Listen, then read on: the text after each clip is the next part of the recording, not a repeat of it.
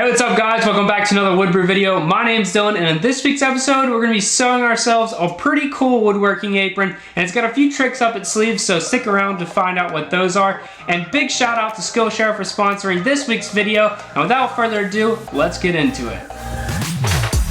Start by getting a roll of craft paper and making yourself a template. This is going to make your life a lot easier when it comes to cutting, and also if you ever decide to make this apron again, you can do it really easily. You can also just download the template that I've already created, and there's a link for it down in the description below. As far as making a template goes, it's really easy. All I did was measure my overall torso length. I added a couple inches to it. That was the length of the apron. And then I measured my waist, which is about 30 inches. I divided that by 2, and then I added a couple inches so that it wraps around my waist a bit. And that's pretty much it. You can see where I'm drawing this line right now, and that is where I want sort of my waistline to be. So whenever you do make your template, make sure those curves sort of end up coming right to where your waistline is. And also, I'm going to go ahead and make separate templates for the pockets. Also, quick little tip, I don't know if you saw that, but when your paper doesn't lay flat, all you have to do is roll it back up the opposite way and it'll lay flat. I used an outdoor canvas fabric that has a PU waterproof covering on the back side, and I'm really loving it. While I'm working on that, I thought I'd tell you guys about today's sponsor, and that is Skillshare. And if you guys don't know what Skillshare is, it's basically a giant online learning community where you can learn pretty much anything your heart desires. And it's laid out really awesome in a very intuitive way. And for the first 500 of you guys that click the link in the description below, you'll get a 2 months free trial. And let me tell you, you can learn a lot in 2 months. Like 2 weeks ago, I started sewing, literally. I ordered everything online, and I started going through some videos on Skillshare, and I'll leave a link to the ones that I specifically enjoyed the most down in the description below. And literally in 2 weeks, I've gotten to this point. Not too bad.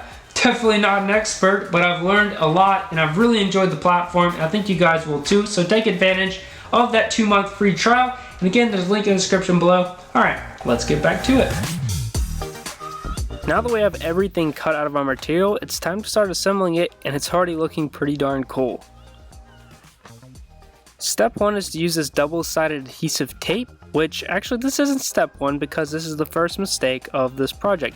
I shouldn't have done this yet, and I'll explain why in a second, but essentially I missed a step, and I also am putting these on backwards. As you can see with the rewind there, I flipped it, which is totally wrong. So now it's to the seam ripper to rip the seam out so that we can retry this again. Now the correct thing we need to do first is use this bias tape to sort of cover up the ends that are going to be exposed that you'll see, because if we don't do this, they're going to be really hard to get to later. So as you can see, you just kind of unfold this tape and then you stitch along this first fold seam.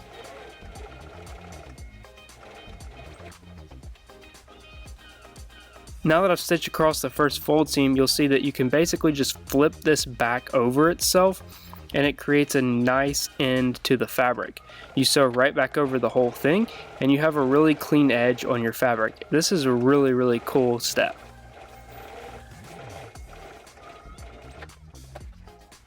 As you can see, that really dresses up the edge and will make it look really nice in the finished product. I'm just going to go ahead and do this to all the pieces that are going to be exposed, which is basically just the tops of the pockets and the sides. Don't be intimidated to use this tape on a curved area like this. It's really the same exact principle. It's super easy. Now back to that step that we messed up on before.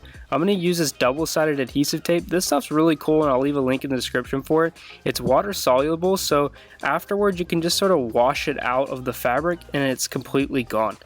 What I'm doing here is I'm taping along the seam with both of the good sides facing towards each other. It seems counterproductive, but actually when you fold it back out the correct way, it creates a nice seam and you've hidden that stitch line in the raw edge of the fabric.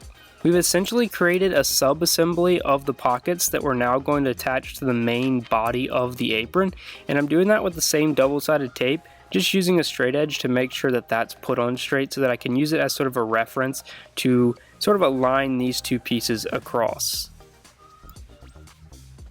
I'm also putting another layer of tape right over that, and what that's going to allow me to do is fold that back over itself and create a nice little fold, which is going to look a lot better in the end result.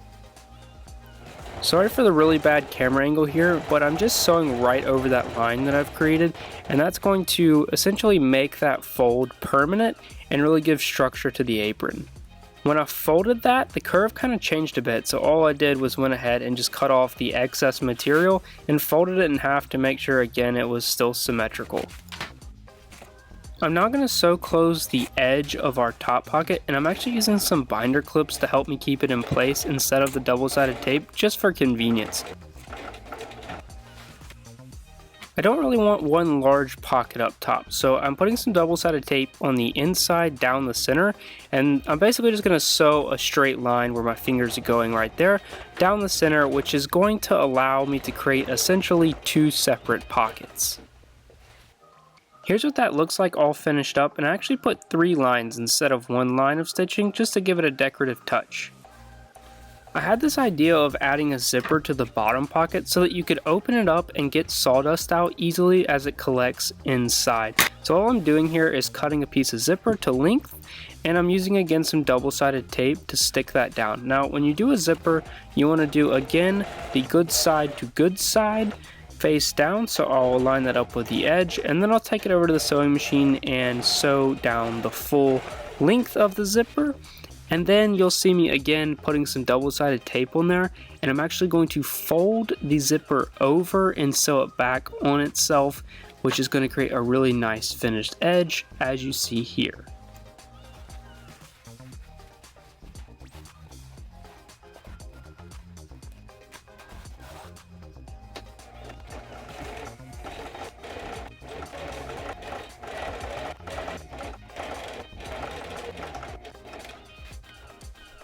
This is actually one of the more trickier parts of this entire build, and that's attaching the zipper to the bottom of the apron, and that's because it doesn't go actually to the very bottom. So what I did there was I created a line across, and now I'm going to add some double-sided tape, and I'm going to add the other side of the zipper. I basically just unzipped the zipper, and now I have it in 2 pieces, and now I'm adding the other side of the zipper down along that line, and I'll stitch it in place just with a straight stitch all the way across, and that way we can just zip it back up and we'll have a zippered pocket. I'm adding on the zipper tab here, and all you do is sort of line it up. I mean, everyone's put zippers on. It's the same exact thing here, no different. Align it and you've got yourself a full zipper. I've done the same thing I did with a top pocket by adding the double-sided tape down the center and stitching a line down the middle of that bottom pocket, and that'll kind of separate the 2 pockets. I also again did the triple stitch thing for decorative touch. It also adds strength as well. Last minute I decided to cut a slit in the very bottom of the apron because it was beginning to get in the area of my legs where it would need to move a bit more. So I just cut a little slit out, and now I'm going to add that bias tape all the way around the entire apron. This is tricky, but the same principles apply as every other time you put it on. It does take a while, but it really isn't that difficult. It's just a lot of tedious work getting it in place and making sure it stays where you want it to stay. And let me tell you, this double-sided tape again came in clutch. Next, we're going to be adding the strap that goes around your waist. And I essentially just took my waist measurement again, added a few inches, and then cut 2 pieces out. And I'm sliding the pieces underneath that bottom pocket and sewing it down. If you see me clicking that button like I'm doing there, it's actually reversing the sewing machine, and that locks the stitch in place, and I'm doing it a lot on this webbing to make sure that it stays in place. I also need to add this sort of tensioner buckle, and that's easily achieved with a short piece of webbing. You thread it through, and then we're going to lock that in place to make it easier to sew on with just a single little stitch down. And we're going to place this right on top of our other webbing, and again back and forth a lot to make sure it's locked in there really well. And you'll see better later in the video where these are going. I apologize that the camera angle is pretty bad here. Lastly, we're adding the cross straps. I cut these too short and they just barely fit me. I recommend doing like 48-inch long pieces and then just cutting them off later to the final length that you need them. This top piece of leather was a last minute addition, and the idea is to help keep sawdust from going in the top pockets, because that's really where I keep my phone and other things, and I like to keep the sawdust out. This is just top stitched just across the very top, and I'm not sure if I love it yet, but time will tell. I apologize, I just realized I did not film putting on the buckles, but they just sort of go through the webbing and they're not actually attached with any stitching, they're just on like traditional buckles are. And I actually really like this. The bottom little zippered pocket was an excellent idea for cleaning out your pockets at the end of the day of sawdust and other debris that might have collected in there. The flap, I don't know yet. We'll see.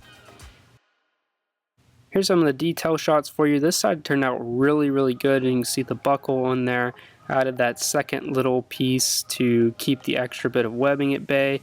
And yeah, this side turned out amazing. You'll see one of my accidents on the other side right here. I sewed that on backwards so it twists, and that's really annoying, so be aware of that. Also, I'm not a huge fan of how this sort of split turned out. It's not super clean, and yeah. The zipper, like I said before, is unreal. That's a great idea, and I hope somebody adopts that into an apron design, because yeah, I really like it.